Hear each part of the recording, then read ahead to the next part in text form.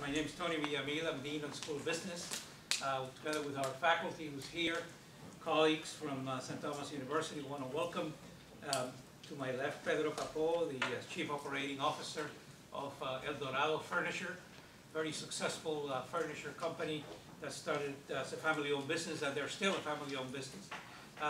We have to his left Wyllie Graham, who Carol is the Senior Vice President of the Graham Companies, and they're very successful developers of my beautiful town, Miami Lakes. And of course, I know very well her uncles, former Senator Graham, who has been one of my mentors throughout my last years too. And to the further left is, of course, Andrew Hertz. Andrew is the President, Chief Operating Officer of the Miami Seaquarium, another family-owned business. So today, really, this is a very important topic, and we want to thank our sponsors for the series of successful entrepreneurs, AT&T.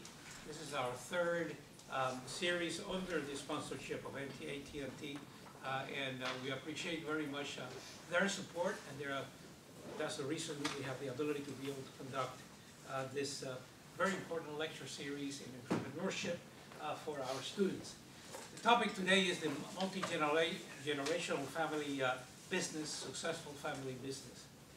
And that's a key topic in entrepreneurship: how to start a family-owned business, how to develop a family-owned business, and then how to transfer your family-owned business to other generations. And you can say, for example, the Marriott Corporation, Walmart, Ford, all started as family-owned businesses, and their families are still active in the development of the Marriott Corporation, Walmart, Ford, and you can name many of them. These three successful Miami-based businesses started several years ago, several decades ago, and have developed into a very successful companies that are growing. Actually, 62% of employment in the U.S. are family-owned related businesses. So keep that in mind, and the fact that if you want to start a family-owned business, you can do so. I'm an economist, and I started one, and we're still going after 20 years. Although now I have a succession problem. Who's going to be our next CEO or economist? None of my children want to be economists. So I have a succession issue regarding our family-owned business, our small Washington Economics Group, successful entrepreneurial-like advisor firm in economics. Anyway, so the topic is clearly relevant to us. In family-owned businesses, why do they grow? Why do they succeed? Well, actually, only a third of family-owned businesses succeed after the first few years. But once they succeed, they can grow and grow fast. So the question is, why do family-owned businesses grow fast? What makes them successful in their development? One is commitment from the family. If you're committed to making your family-owned businesses grow, you will work hard at it 24/7 if necessary. Two, business performance also, in terms of keeping costs low, doing more with less. A lot of what we call sweat capital that goes into a family-owned business. So that's another reason. So there are all kinds of issues that are important to family-owned businesses relative to their ability to grow, even though, again, a third will grow into a larger type business. So the success rate is 2/3 will make it. But there's a lot of commitment, there's a lot of issues regarding, positive issues regarding business performance. It is your business, it's your family business. So how do we grow that from generation to generation? But there are also challenges that a family-owned businesses have. One is family conflicts. I don't like my father, I don't like my mother. He's a dictator, he doesn't help me out. So I'm going to go on my own. Like my son, he doesn't want to be an economist. But anyway, so succession planning is very important. How to succeed, succession planning, in other words, who's going to take over your family-owned business. And then also there's a little bit of what we call founder's culture, as we call it, which is basically, I started the business, I am the owner of the business, your family members, but I am the boss. So there are a lot of issues also related to what we call founder's culture in some family businesses, not all of them. So No, so today we have three very outstanding panelists that are going to be discussing this with us, and I really look forward to the discussion. I hope you learn their experiences and how they have grown their family-owned businesses, and what are some of the challenges they also face. First, let me introduce to my left is Pedro Capo. Pedro Angel Capo came from Cuba at the age of 8, and his father was in the furniture business, and they started a family-owned business, obviously in furniture, in retail stores in Little Havana, and what we call Calle Ocho here, A Street. He still recalls when his father, when he was a young boy, his father made him go on the station wagon and sell furniture. And from that, this business called El Dorado Furniture stores have grown into the largest furniture Hispanic-owned stores in the United States, and among the top 50 overall furniture stores in the United States. Today he's the corporate secretary and chief operating officer of El Dorado Furniture.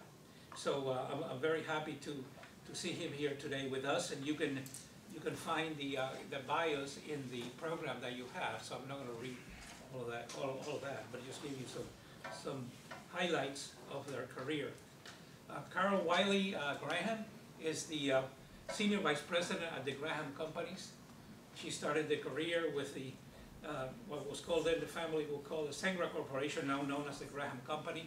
They're the developers of Miami Lakes. Carol is an outstanding manager and in the development side of the business. In other words, anything has to do with commercial properties, both in the commercial side, the office space or the retail space or the industrial space, she manages. As well as with Pedro, I know something I didn't mention, I want to mention, Carol also is very active in community organizations. One of the things about business is if you're successful, you can provide a lot of benefit to our society by belonging to social organizations, by providing leadership to social organizations and civic organizations and contributing to the well-being of the community in addition to providing employment, of course. But that's what we call social entrepreneurship in many ways. And that's what we try to do here at St. Thomas University. To my further left is Andrew Hertz. Andrew is the MBA from the University of Miami and went to work for the family-owned Seaquarium of Miami, where they have had a number of major innovations, like the dolphin pool and other different ways of growing the business in the Seaquarium. Before becoming general manager in 2003, he did everything, like, you know, the good thing about a family-owned business, you do a lot of things. And he was director of marketing, director of retail operations, so he knows the business from the ground up. And that's what a family-owned business is all about. Outside of his work at the Miami Seaquarium, he's really a top leader in the tourism industry of Florida, and is currently vice chair of Visit Florida, which is the state economic development state organization for the promotion of tourism, and now soon to be elected chairman, hopefully, of Visit Florida in the future. So you have three outstanding individuals, a distinguished panelists, and I appreciate very much your presence here today to help our students and meet with our faculty and discuss some of the issues that we face in multi-generational successful family businesses. So I'm going to ask a number of questions, sit down and then go back and ask some questions. We'll have plenty of time for Q&A, and I hope you have very good questions. In the last sessions of lectures, we have had very good questions from faculty, from students, so I appreciate very much your questions after you hear their stories and hear what they have to say to you and any wisdom they can impart to us as we develop family businesses in the future. The first question is obvious. Please share a brief history of your family business. In other words, how you got started and how do you develop the business. So let's talk a little bit about a brief history of your family business. I'll start with Mr. Capo. Well, thank you, Tony, for having us here. My name is Pedro Capo. I'm number 5 of 7 brothers. We go by numbers just to make sure we don't lose track. And like you mentioned, I came when I was 8.5 years old from Cuba, not knowing the language. My father in Cuba and all of my uncles and my grandfather used to have furniture stores since the 1920s back in Cuba. So we knew the furniture business very well. In addition to that, my father also had a carpentry business in Cuba. And in the early 1960s, right after Castro took over, he decided that that was not the place for him or his family to be. So he started thinking of a way of how to leave Cuba. And one of the ways was actually through a boat. And he was lucky enough in 1964 to actually gather a sunken sail ship. It was about 21 foot long, no motor in it or anything. And he took it up from the bottom of the sea. It was about 40 feet in depth. With a couple of his friends, he started to fix it, being a carpenter, and he started to fix the boat and all kind of stuff. He put a new sail on it, and then he said, well, I need to have a motor in it. And talk about entrepreneurship. He actually went to an irrigation field, and he took a little water pump and put it as a motor and adopted a propeller. And in October 16, 1966, him, a couple of his friends, and two of my older brothers actually left Cuba, from the south of Cuba, and left towards Mexico. They spent 2.5 days, not knowing exactly where they were going to arrive. Remember, there was no GPS at that time. I mean, none of the electronics that you could find in Cuba, especially with all the economic issues and so forth. And of course, being in the furniture business, he said, if we ever have a furniture company in the United States, once we arrive in freedom, in the country of freedom, we will name the boat, the company is the same as the boat. And of course, the name of the boat was El Dorado. And that's how we get the name of the boat, the name of the company. El Dorado is actually the fish, and the dolphin, the mahi-mahi. And this is one of the fish that my father really liked to fish, because he was a fisherman and when he was a younger kid, but he never caught one. So that was ironic that he eventually put the successful business, the name of the boat. So they spent about 30 days going through Mexico. They confiscated the boat, sent it back to Cuba. They were actually, the church gave them an opportunity to sleep on the roof, in about 20, 30 degrees in temperature once they arrived to Mexico City. And they spent about 30 days crossing the border, just like most of the Mexicans are crossing the border to the river and all that kind of stuff. Well, they did that too, and I have to say, I have no regrets that they did that, because of them and because of their thoughtfulness, if you will. We're here today, and we're very, very proud of that. And just a month after that, they arrived at Miami. Then my father started to work with his brother that was here already in the furniture business, earning $75 a week, delivering furniture for his brother. The name of that company at that time was called Capo, which was the original name that we had in Cuba since the 1920s, from my grandfather and so on. My two brothers started working in the furniture business in a factory, earning $1.25. They would actually have to take a bus almost 2.5 hours each way, and they did that for about 3 to 4 months. About 7 months later, June 27, 1967, the rest of the family arrived the easy way. We came through the freedom flights. My mother and two of my older brothers, myself, and then the youngest of the brothers was actually born here in the United States. So we do have a gringo on the family. His name is Bob. It's actually Robert, we call him Bob. I mean, that's basically how we started. They opened El Dorado in 1967, the same day that my mother and my brothers came. They already rented a place in Calle Ocho. And it's very dear to me because I basically grew there when we came from Cuba. And I still remember like if it was yesterday. I'm sorry. Sorry, no, please, go ahead. And being a family-owned business, you go through a lot of struggles. I remember going to school, 3rd grade, 4th grade, 5th grade, and my father would pick me up right after school at 3:15, Silver Bluff, right in Miami, and picking me up to deliver furniture and sell furniture. And that's basically how we started. We started the business, and we're here today.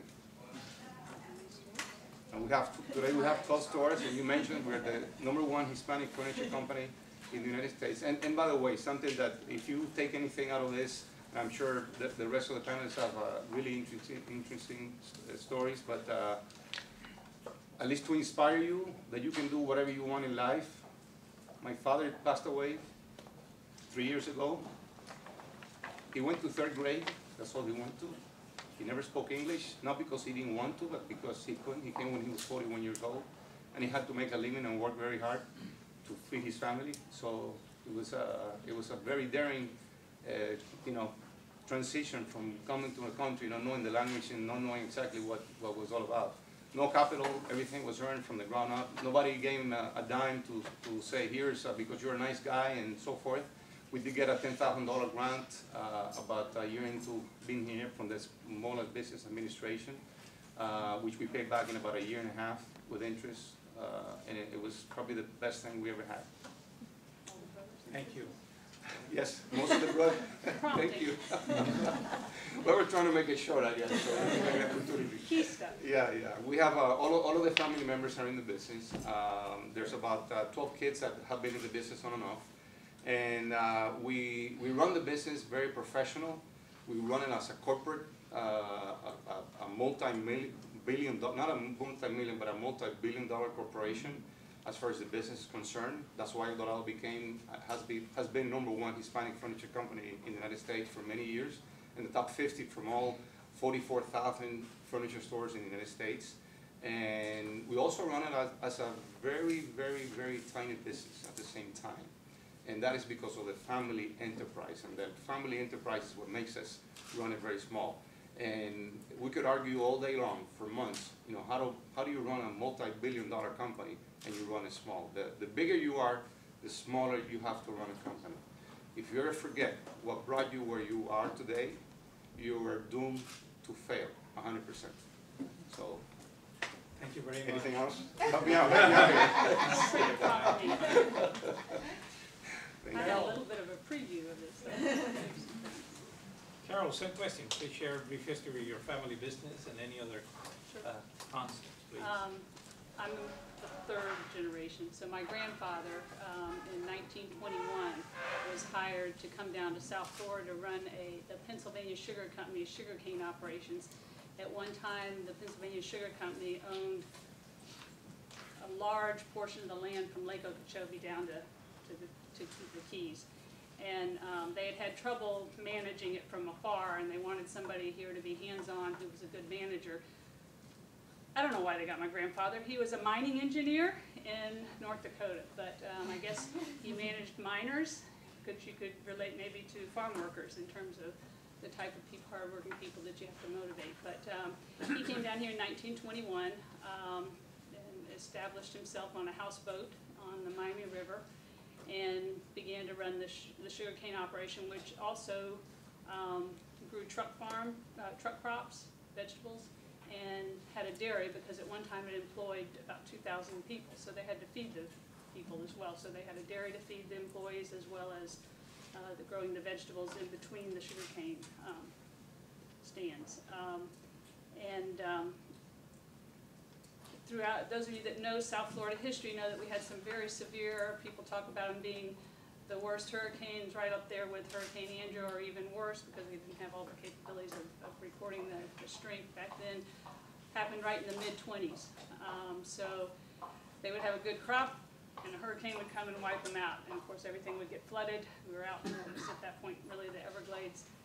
And so they would start over. And then as the Depression came, the Pennsylvania Sugar Company had lost an awful lot of money down here, and they decided to bag it. And in December of 1931, my grandfather received a letter that said as of December 31st, 1931, the Pennsylvania Sugar Company will cease operations in South Florida. We can offer you no severance other than any land that you can take and carry, we will permit you to have. Which was easier said than done because you had to pay the property taxes and you were in the middle of the Depression. That's how my grandfather got started. Initially, he decided to grow vegetables. We still have some of the old canning labels of the vegetables that they grew. And then eventually evolved into the dairy business. Again, we also had dairy cows. So that's how we got started in the dairy business. We were Graham Dairy Milk and we actually bottled and distributed our own milk for many years. In the 50s, my dad, who had come back, my dad had 3 brothers and a sister, but he was the only one that came back and really didn't plan to. His father convinced him that he needed to come back because I think my granddad was tired. So he convinced him to come back and run the dairy. He had been at University of Florida, gone overseas in World War II, and was back and was finishing, and actually had planned to go to law school, but never made it there. Had a degree much like Tony's probably. It was economics, political science, and business, some kind of mixed thing. So Dad came home and ran the business in the 50s.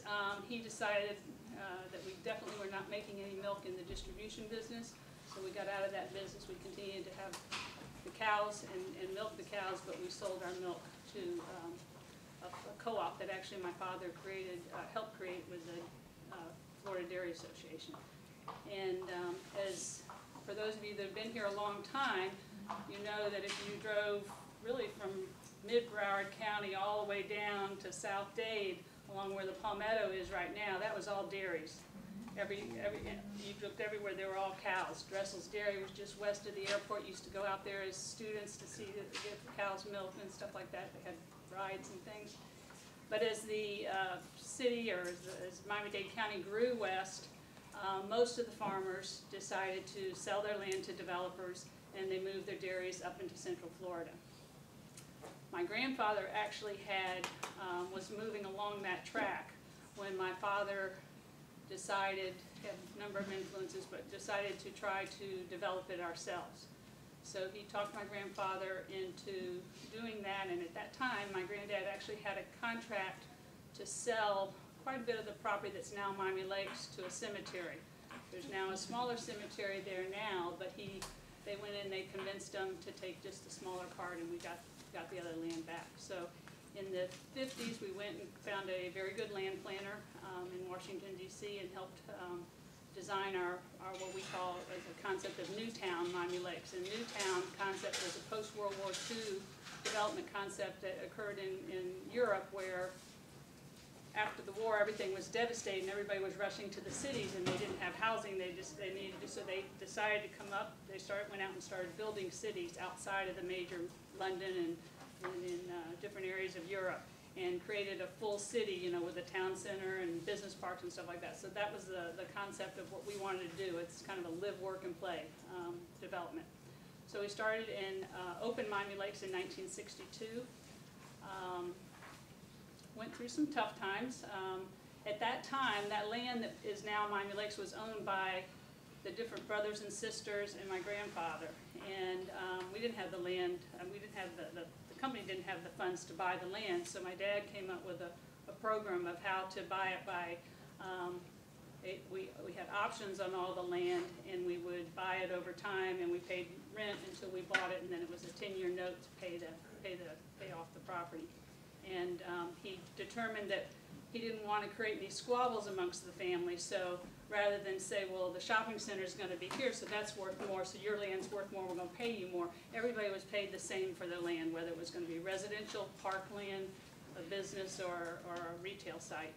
So that's how we got started, and then gradually developed, of course, housing, residential, shopping centers, and then the business park. I joined the company after graduating with my MBA from the University of Texas, and that was in 1978. And at that time, we were a fairly substantial business, but we've grown a lot since then. And today we have, at one time we had 8 family members in the business. We're now down to 5, and soon to be 6. My son is going to join the business in 2 months. He's finishing up his master's at University of Florida. And we're today celebrating our 80th anniversary in business, 1962. And coincidentally, since we started Miami Lakes in 1962, we're also celebrating the 50th anniversary of Miami Lakes. And the first member of the 4th generation has now joined the company. Thank you. I'm very interested because Pedro mentioned that when I was talking to him and in his bio that your father gave you a choice. You either go to our furniture store and work in our furniture store, or you can go and work in our furniture store, right? In the case of Carol, how do you decide to work with a Graham company? Was it a choice, or because you got your MBA from University of Texas, away from Florida and Miami, and you came back? My dad was very different.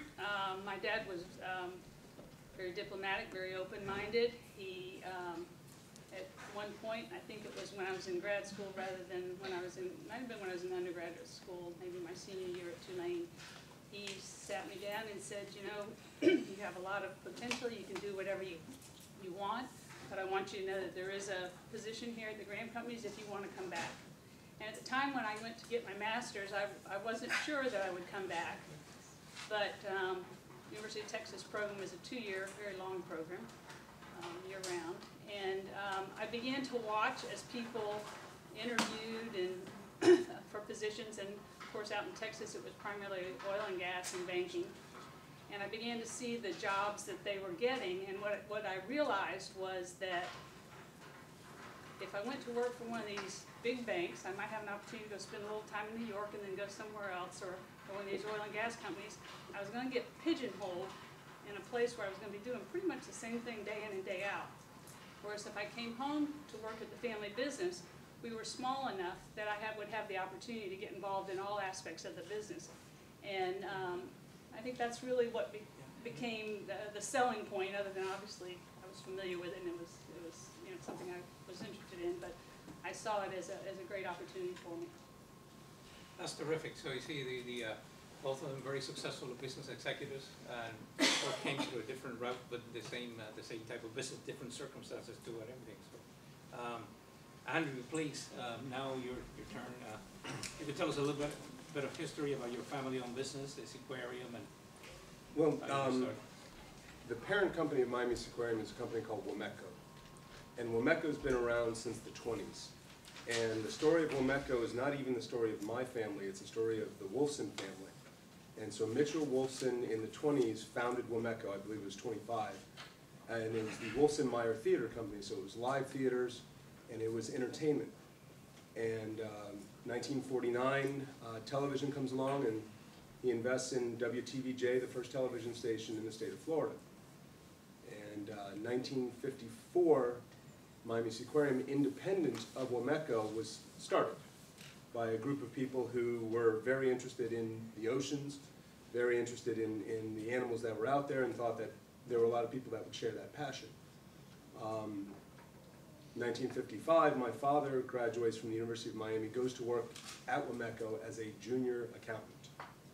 And he happens to, in 1960, do the due diligence when Womeco purchased Miami Seaquarium, because even though you're enthusiastic about something, doesn't mean you know how to run it as a business. And so Miami Seaquarium was failing, and Womeco, who knew how to entertain, came in, scooped it up, and made it the gem that it became. So the story goes on until 1983, when Mitchell Wolfson passes away. And Tony was talking about how few family businesses transcend to the next generation. Well, you had a bunch of people in the family there that were very comfortable with where they were and did not feel like they needed to carry on. And so they sold the whole business. They cashed out. And I don't mean that in a bad way. I mean, they're all very lovely people, and they've done wonderful things for the community on their own right. They didn't have to do it through Womeco, but my father and his partner, Mike Brown, and a few other executives did a small version of a leverage buyout, which the RJR Nabisco is a big version of a leverage buyout. And so they were kind of the test case by the same people who did RJR Nabisco. And so by 1985, my father, Mike Brown, a couple other people, they had the business. It took them another year or two to get the Womeco name back because it had to go through all the probate. And they were running the movie theaters, they were running the Seaquarium, they were running a lot of the things that they could get, but they couldn't get the TV station, and they couldn't get the Coca-Cola bottling plants. Womeco at one point was the largest bottler of Coca-Cola in the United States, other than Coca-Cola. And my father said that was like printing money if you could bottle Coca-Cola, because it didn't matter what happened with the economy, no one was going to deny themselves a soda. That's right. And so unfortunately, you know, Coca-Cola had right of first refusal, so that went back. And so things have gone on, you know, and my father's always told me nothing's for sale, but for the right price, anything's for sale. And so he sold the movie theaters before movie theater companies started going bankrupt. So his timing was perfect on that. I went to college at Syracuse University because I didn't know what cold was until I went there. I know now where I don't want to live for the rest of my life. And I looked at what my parents did for a living, and neither path that they had chosen held any interest for me. My mother was a lawyer, and I would watch her come home with briefs and a red pen and sit in front of TV, and I looked at that and I went, that's homework for the rest of my life. I don't want to do that. And my father, you know, traveled quite a bit, and he was always going to functions, and he was always dressed up, and he didn't look from the outward stance like he was enjoying it. He didn't look like he was having fun. And you know, it's interesting what your adolescent mind sees, and you kind of have your own narration going on. I didn't realize that he was having the time of his life. That you know, that passion, that intensity that he had, I took as stress. It was something else. And so I decided I wanted to be creative, I wanted to be a writer. I got my degree in advertising from Syracuse University, and I was going to go conquer Chicago and be a jingle writer or whatever. My timing was not good. It was the recession of 1989-90 when I graduated, and I ended up serving coffee at Starbucks. Which was the furthest east Starbucks had gone, and I got to meet all the founders of Starbucks because they were all very interested in seeing if Chicago was the town that would carry Starbucks. Worked there for 6 months, moved out to LA, started working in the film industry. And I worked for a gentleman by the name of Roger Corman. If you don't know the name Roger Corman, look it up. That's an entrepreneur. That is a man who had a vision. He made movies that he wanted to make. He made them on his terms. He didn't need studios or any of that kind of stuff. And so I worked for him, and it was the best business education I could get. And I worked for him for about 2.5 years, and I was his casting director for about 1.5 years of that. And I negotiated actors' contracts, and I was having a good old time, and I thought, this is the path to my career. And I get a call from my father. I'm going to answer Tony's question before he asks it. I get a call from my father, and I will clean up the language because this is not exactly how he asked, but are you done messing around out there? And what do you mean? Do you want to come back and work with me while I still have time to teach you what you need to know?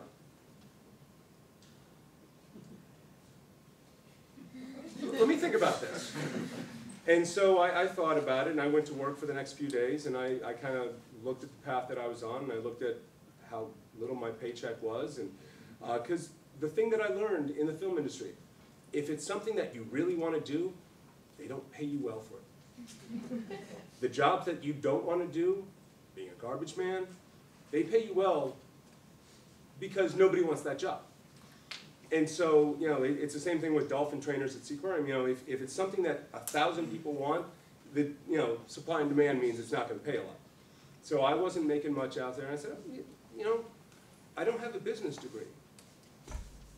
You pay for my MBA, it works for you. That was my negotiation end. I didn't realize I had signed an indentured servant's contract. So I came back, I got my MBA, and February 5th, 1996, I started working at Seaquarium as the lowest paid person in the marketing department. And it's been a lot of fun. Seaquarium, you know, as Pedro was saying, to do a business right, you got to run it like a corporation. And so Wameco was a publicly traded corporation at one point, and we still maintain our books like we're a publicly traded corporation. The only thing we don't do is we don't publish a quarterly report, and we don't, you know, our financials aren't public. We do everything else so that if we ever wanted to do an IPO, we could do it like that. But when we sit down and do budgets, it's 4 of us in a room arguing over where the numbers should go. So it's a very small business, but we run it like it's a very big business. And you know, it's a lot of fun. It's a very interesting way to go about it. I've done every single job at Seaquarium except for all of the animal-related jobs, because somehow animals know that I'm not really comfortable being around animals, which is really, really ironic. I've been bit by dogs so many times, it's unreal. The dolphins haven't bitten me, but you know, I know they're looking at me. And so that's how I got to where I am now. Terrific. You see the different approaches of how they have come into their family-owned businesses. You know, and that means that for all of us, for all of our students, you have different career paths. You can start right away. You can start your own family-owned business. You can indoctrinate your sons and daughters, if you ever get married, to be in your business, and then have a good succession planning. From Andrew, we have learned a few things that I hope our faculty who's here would ask our students, especially those in the bachelor's in business, obviously, and the MBA. Leverage buyout, IPO, initial public offering. Those are pretty interesting points. You know, you use a leverage buyout to buy an existing business. The initial public offering, in other words, you run your company small in terms of ethics, in terms of values and hard work, but also you run it big in terms of getting your numbers ready to do an initial public offering if you wanted to do that as part of your exit strategy.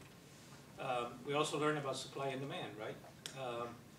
And indenture servant, I need to check that. I have to be sold like furniture. So, I'll come to you for evaluation. Okay, I'm going to ask a couple of other questions. I'm going to stand up so I can talk a little more about that. It's difficult for economists to shut up. We like to talk a lot. Now, one of the things that I found interesting in all this discussion is how successful these businesses have been. And the fact that only a third of those family-owned businesses move to the next generation and move through time. In other words, they don't survive the first few years. These 3 successful businesses have done that. And I want to know what makes your family businesses thrive. In other words, how come they have become the top businesses here in our community through family ownership? So I'll start with Pedro first. What are some of the values that you see there?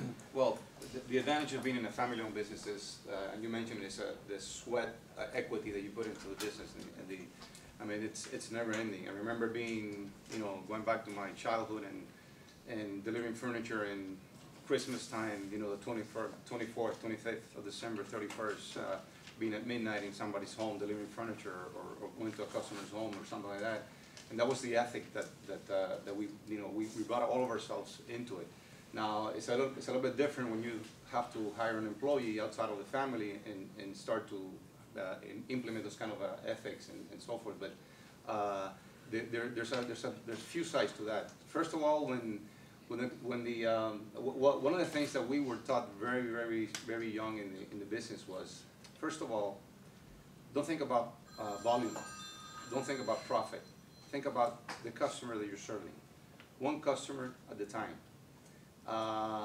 There's a story about my father back in Cuba taking the dining room out of our house. I was probably 3 or 4 years old at that time, to please a customer. My mother almost killed him, of course, to please a customer because they were getting married, and the materials at that time were not available to build the furniture. And he literally went in a horse and wagon, because there was no gas to run the truck that they had or whatever at that time, and picked up the dining room, took it to this young couple who was getting married in San Juan y Martinez, which is probably about an hour, 2 hours away. And that was a kind of ethic of actually running a business in the principle of one customer at a time.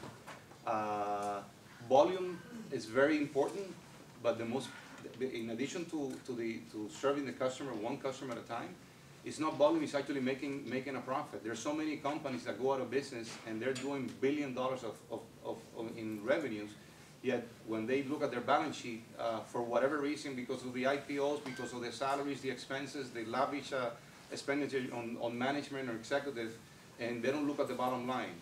In our company, we run, going back to running a company like a public company, we know exactly what was sold every single day, 365 days a year. The next morning, we know exactly how much money we made. We know exactly how much money it was spent on payroll, how many products was moved. I mean, the amount of information that we get in order to achieve those goals are incredible. And that's having control of what you do. When the recession came about, 2007, 2008, we had 800 plus employees.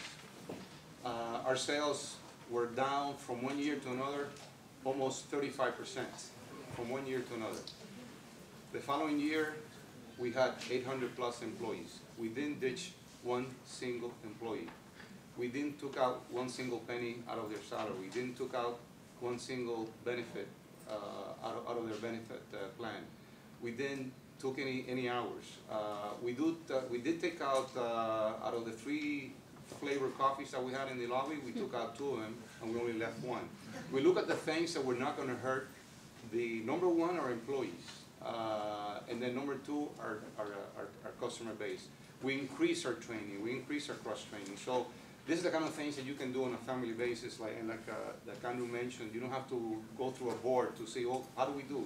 Do we do this? Do we do that? We actually asked a few economists, and they said, well, the first thing what you do is you cut 10% of your employees. You take 10 or 15 or 20% out of the hours that they work, because that's what makes sense.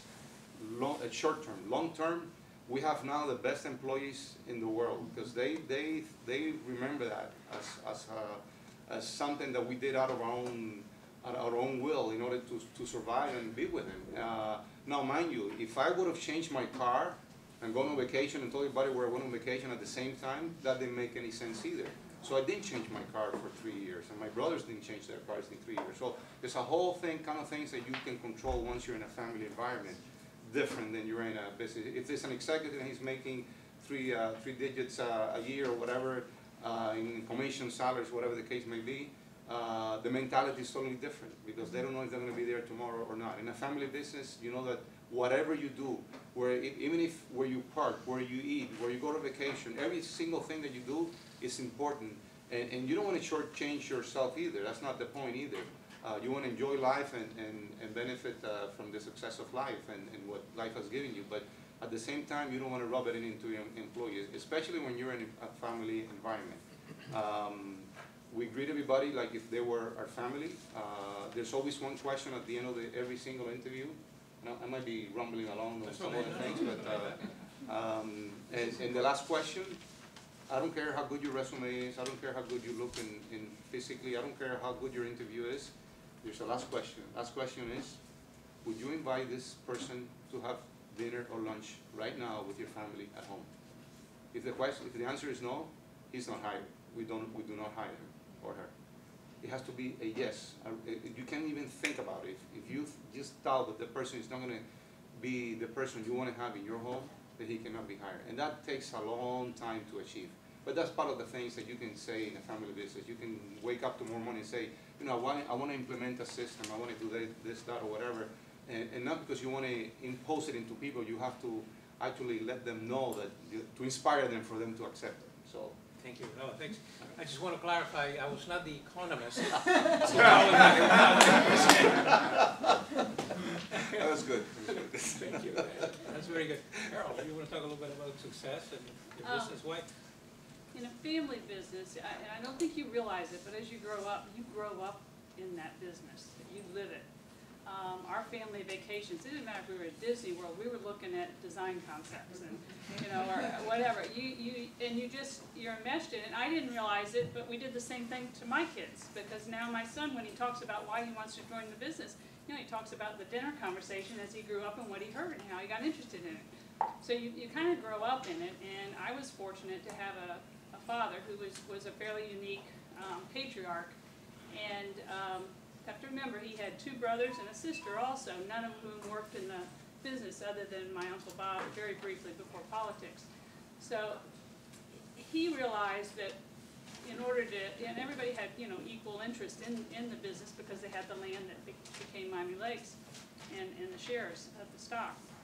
He realized the importance of being fair and being open and having open communication. He didn't want anybody to ever come and think that they had been mistreated. And I'll be honest with you, when I was younger, I sat in some meetings, not always dealing with a family member, but somebody, because we had several other families that were very close and really started the business with us. There was one family, the Toms, that came with my grandfather from the Dakotas to help with the dairy, and their 2 sons are running our dairy operation today. That would be grandsons. But in dealing with some of those people, sometimes I felt like my father let them abuse him. And I would say, Dad, why did you let him do that? And he said, that's okay, it all, will all come out in the wash. And I learned that you don't always have to get the best deal. And I'm on the commercial side of our real estate, so, I negotiate deals. But he was always very fair and very open in his communication. As it related to those of us working in the business, never had any favoritism. Didn't matter whether you were the firstborn or the lastborn. Everybody had a fair shot, although, the lastborn maybe arrived a little later and had to, different positions were taken. And a case in point would be when he decided to step down as president of the company, he basically came to all of us and said, are you interested in it? And then I don't think none of us other than one was, so that made it easy. But always very fair. And the other thing is that fairness went right to our employees. Our tagline for our company is a family tradition of service, and we aren't just the Graham family members. There are people that have been with us many, many years, and they consider themselves part of the family, and we do too. I mean, I grew up underneath a number of them. So I think fairness, open communication, and a good role model. Thank you. See the difference between big corporate and family-owned businesses relative to how they manage and work with their employees as family, and that produces productivity and loyalty to the business. That's a very important point for all of us to remember. And it's even more important today. I mean, we're in our business of real estate. You have REITs, and I'm hearing more and more negative comments about the REITs, and it's from the customers who are saying, I can't get hold of anybody. Well, by God, you can get hold of somebody in our company, and we can be there within about 10 minutes if you need us. And it makes a difference, and hopefully it develops long-term relationships. Hey, any business students here? REITs, Real Estate Investment Trust? Anybody knows about Real Estate Investment Trust? Carol, maybe you can tell us just quickly when you say REITs, so that we flirted with becoming a REIT. That's basically a public real estate company, and they're sold in the stock exchange. And we actually decided not to. You have to, as a REIT, you have to do a number of things. One, you have to have very rapid growth. You have to reinvest a certain amount of capital back into your business. You have to pay out dividends of a certain level. And we made the decision not to do that, knowing that the real estate cycle goes like this.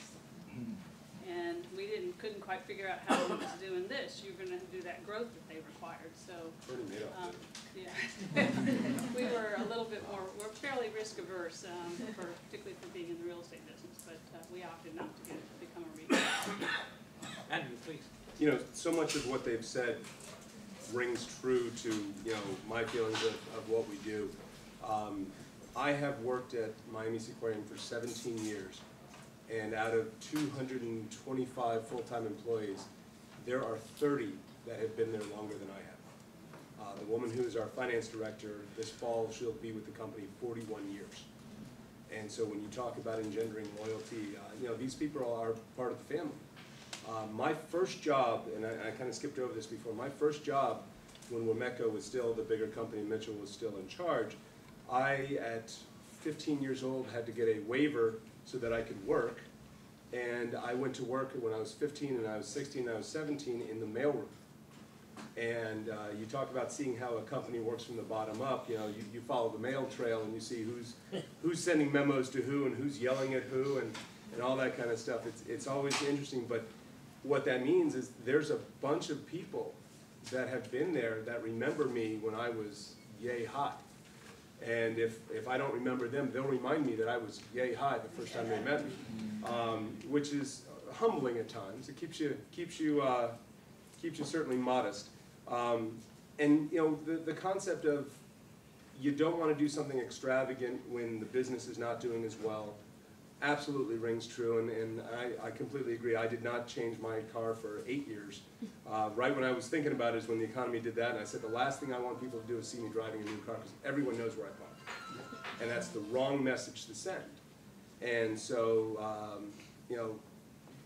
that thinking of your employees, one of the proudest things that I had to hang my hat on when we went through the recession is that we did not lose a single employee because of the recession. People left us on their own, people got fired for things other than the economy, but not one person lost their job during the economic downturn because of the economy. No one got laid off, no jobs got cut. You know, we may have worked the attrition side of it where if they left, we didn't replace them right away, but you know, little tricks like that helped us get through, but nobody lost their jobs, and that was something I was very, very proud of. And, you know, Carol was talking about the dinner time conversation. I have a word for that. It's internalization. You know, everybody understands their job, but there's some people who have to be reminded how to do their job. And everyone here can think of examples of how that's true. When an employee internalizes their job to the point where they not only know their job, but they know the job of everyone next to them, and if someone isn't there, they can slide over and fill in. You know, that's when you really have that loyalty, when you really have people who have bought into what you're doing. And the fact that we have a business where animals have to be fed and taken care of, and you're responsible for lives, you know, that kind of internalization is expected. You know, you can't flake on your job if animals are depending on you. So it's really interesting, and you know, my wife hears me talk about the business all the time, sometimes around the dinner table, and sometimes she tells me to shut up, but that's a whole nother thing. But the thing about working in the family business, you know, your employees become your family too. And the woman I talked to about who will be with us for 41 years, I jokingly refer to her as my work wife, because I spend more waking hours with her during the week than I do my wife. And so, you know, we joke around that, you know, we have relationships at work and we have relationships out of work, and they're just as deep and emotionally fulfilling for much different reasons. Because, you know, when you know, whether you're hiring someone and the thought process is, if I wouldn't bring this person home for dinner, I don't want to have them around me, that is absolutely true. When you're hiring someone, you're going to be spending 40+ hours a week with that person. And if they don't fit your ethics, if they don't fit your way of doing your business, one of you is going to lose your mind, and you know, someone's going to lose their job. And if you're the manager and you're not doing it right, it could be you.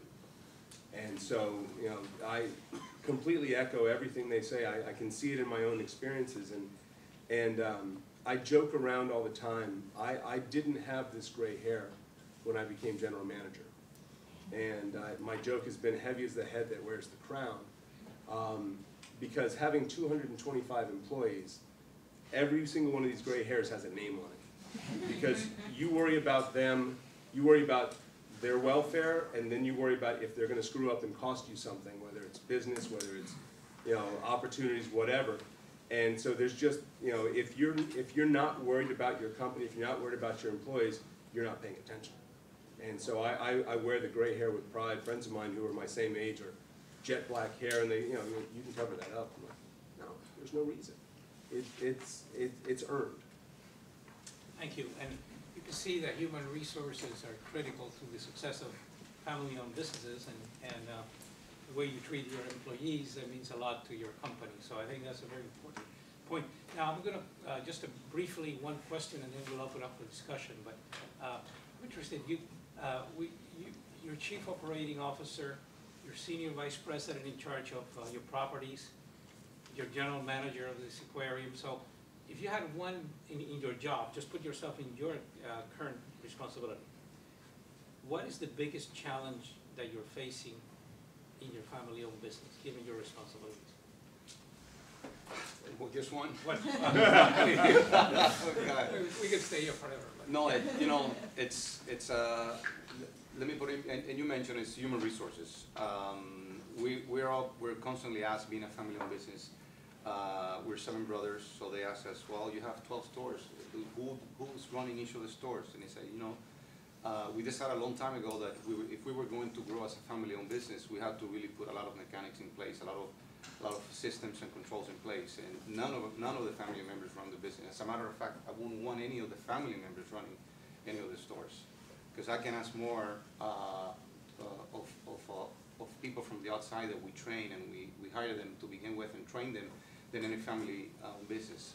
All of the family members work in the corporate side. They work in the distribution center, in the buying department and marketing department. And that's where we can keep an eye on them, making sure they come on time and they leave on time and doesn't take more hours than they need to.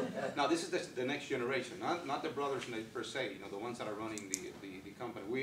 We're 7 brothers and 6 other brothers, which are actually working in the business day to day, own all of the shares of the business individually. So, making sure that those stores and those people that are going to see not just our internal customers, which are employees, but our external customers. That's the way we call them. Making sure that they're treated the way our founder, our patriarch, my father Manuel, treated everyone. So the human resources side, making sure that every time we hire somebody's going to be, when we hire at different levels, we look at a position. Let's say if somebody's for a manager or a supervisor for a particular department, or even if we're promoting somebody, when we are interviewing him for a second or third time, we're thinking, okay, is this person possibly be the next president of El Dorado in the future? And we ask ourselves those things, because eventually somebody else will, that it's not going to be a Capo. And that's our mindset. It was very difficult for my father to understand that, even to accept that, but he decided that we were on the right track the right track at the same time in trying to expand the business. It took us a lot of time to when we had our first store for a few years in Calle Ocho, and we expanded to have our second store. He hated the idea of giving the key to somebody else that it was not a Capo. So most of us would be going back and forth and working 60, 80 hours a week just to make sure a Capo was in a store. And we said, if this is the way we're going to do it, we can't do it. We just can't do it.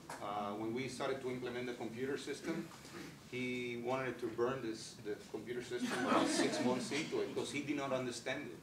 But we said, listen, have patience and go. And that's the kind of things you get away or try to negotiate with your parents in this case. The fact that we spoke English a little bit more, or actually no more, but than some of our other brothers and so on, and my father didn't speak English at all, we had an advantage in information that he wasn't able to have. But that came out to be a very good thing, because anytime the economy was going south, he didn't listen to the news, he didn't listen to the stock market or whatever. So he knew that if he did things the right way and treated everybody right, he was going to be successful. It didn't matter if he was making money or not. He wanted to make sure that the money was going to be made no matter what. So that was a good thing that he had in this case. But human resources is probably the #1 thing. And I'm part of that. We have 800 plus employees, plus another 150 drivers and helpers, which we outsource our delivery services with 2 different companies. I'm also in charge of all the design for the new stores development. I'm also the architect for the next generation. But for about 17 years, I did the HR part of it, and it's very, very, very difficult. Trying to talk to somebody, and you can read a resume, and they can tell you things, but until you actually try them out, and so you learn through the whole process. But human resources is definitely the #1 challenge. Thank you. Carol? For real estate companies, I think typically the ability to get funding for your business is probably the #1 challenge. In most real estate companies, we're considered a dinosaur in the real estate company. We do it the old-fashioned way. We buy it, we get a mortgage. We build it. We already own the land. We build it. We get a mortgage. We pay the mortgage off. We operate it. We've got properties that are now 50 years old, and we just keep trying to upgrade them and continue on, versus being very transaction-oriented in terms of selling our properties. But after 80 years, we've gotten to the point where we are in a very comfortable financial situation. A number of our properties have no mortgages on them. So, and today we just did a major refinancing for us at 3.1% for 25 years. Yeah, and we just built an apartment complex, and it was very similar financing.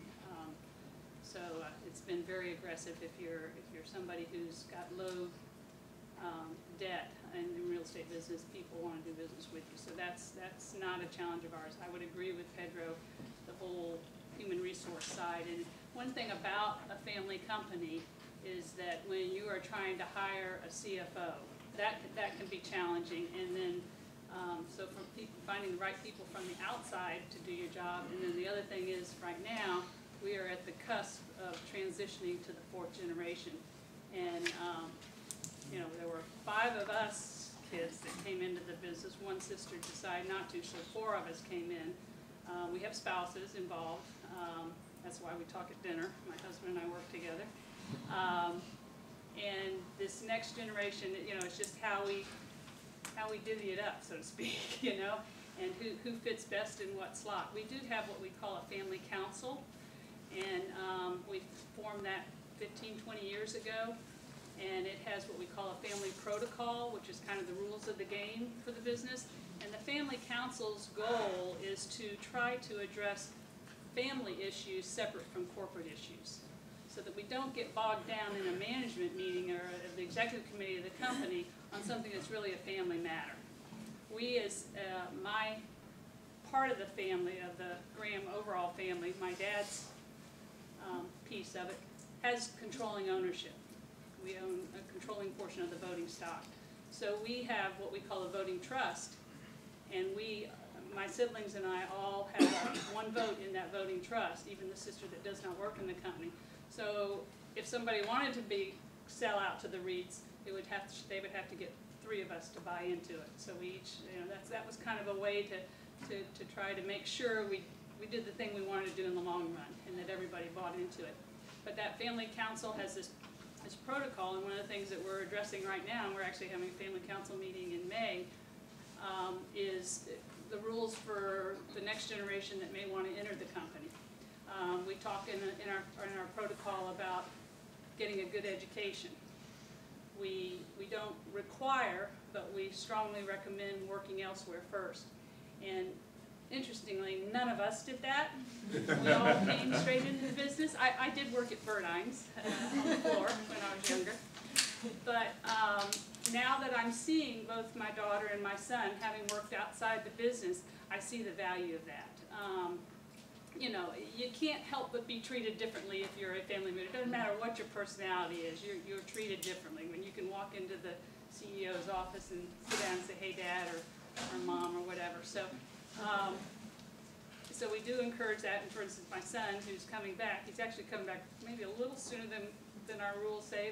We encourage, you know, at least 3 years. He was out in about a little over a year and a half. He just happened to get into grad school real fast. So. But and then once they join the company, just what you know, we expect everybody to set an example within the company. You need to be the primo employee. You don't get special compensation. I've sat in family business meetings or seminars where they talk about if you want to pay your family members more than maybe the job that they're performing is worth, you ought to pay them a salary and then tell them that this additional portion is because they're a family member, to segregate that. But certainly bringing this next generation in, hiring other good people is the biggest challenge for us. Thank you. Very good. Art? The HR, you know, I spoke of before, the interesting thing, the state of Florida, the majority of the jobs in the state of Florida are in the service industry.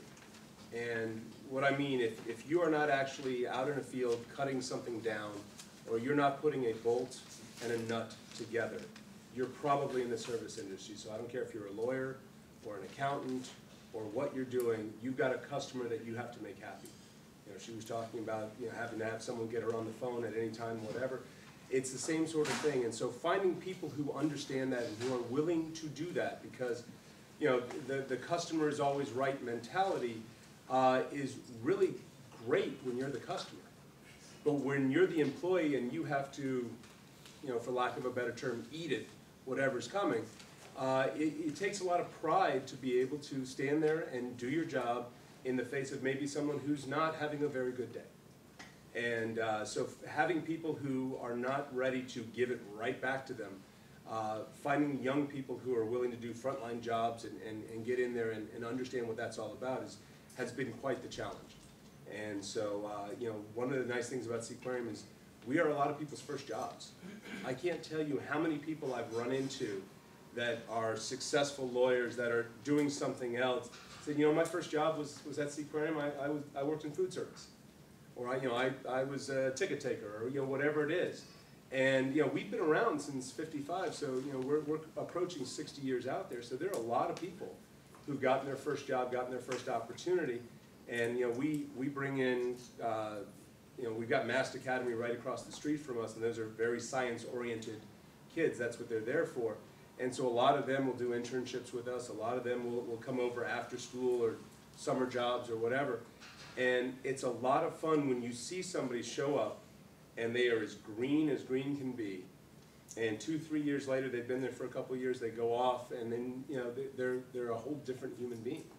So I mean, there's some satisfaction there, but HR is definitely one of the biggest challenges, just because we went through, and I actually think we've gotten past it, but there was a time where every single 17-year-old kid in Miami felt that everyone owed them respect when they hadn't earned it. And I will tell you, we fired lots of people who felt that he dissed me was a good enough reason to go off and slug somebody. He didn't treat me with respect. You've been here 5 minutes. He doesn't know you. You need to do something to earn that respect. And so we're actually past that. I think the last couple of years, the employees we've hired have been much better. And I don't know where the change came. I don't know if it was the economy going down, everyone going, crap, I need a job. But everyone seemed to kind of get it again. One of the things that I definitely want to make sure I get in there, there's a huge benefit to working with your family members.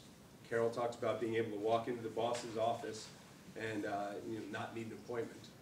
I am probably the first person in many, many years to tell my father to shut up. That's always a tricky thing to do, but every once in a while he won't let me get a word in edgewise, and I throw that out there, and I get this better be good.